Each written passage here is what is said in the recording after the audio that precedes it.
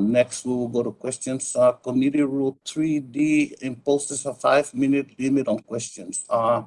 And the chair will recognize members on alternating method so that they may, if they wish to ask questions. And I will play my 5 minutes and ask my questions. I have questions for Governor Guerrero. Madam Governor, you state that you're supportive of the intentions of the bill, but you would like funding appropriated to provide your administration the resources, the necessary resources to establish and maintain a CHamoru registry for Guam. So can you can recommend an appropriate funding level you thinking would be adequate to create the registry, and how much would be needed annually to maintain it? Thank you very much, Congressman, for that question.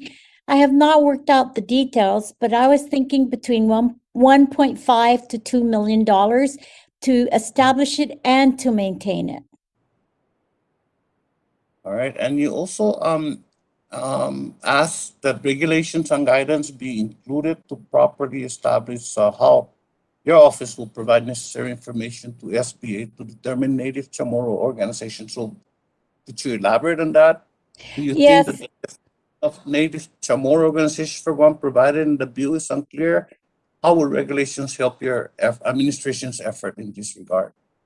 You know, it would help in the sense that it would be clear on how we establish the processes and the procedures. A lot of time there are mandates and laws, and then when we go to implement it, it's confusing on how the process or how the interaction or how the relationship would be. And I think if we had some rules and regulations, it would just guide us along to be a lot clearer and to make it much more efficient and to make it a much more successful program. So that's basically why I was suggesting that, to get some guidance from the federal government as to how maybe our process and our procedures and our protocols could be established.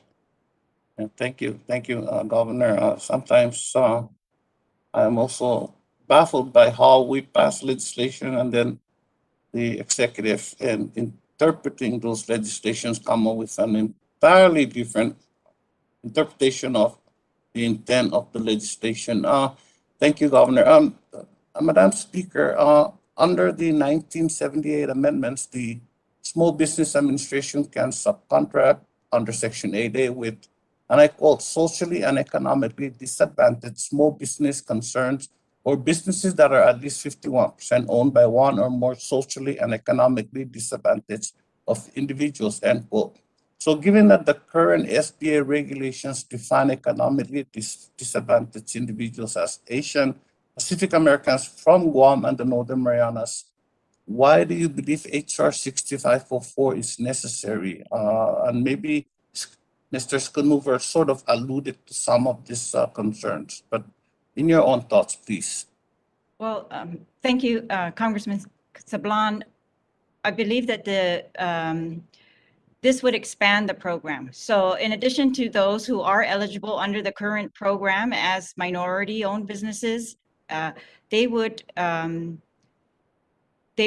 qualify as a different category, similar to Super 8A businesses, and that would extend, that they would no longer be limited by a 9-year time frame, which some of the businesses have already come up to.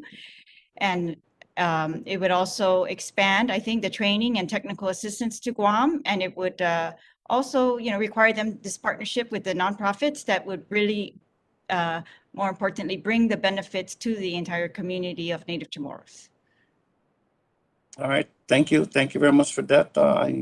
I have no other questions at this time, so I now like to yield. Mr. Benz, first, let me thank you for stepping in, and I understand Jennifer Gonzalez Colon has some flight issues, so she wasn't able to join us, but I'd like to recognize you, sir, for your 5 minutes of questioning. Thank you.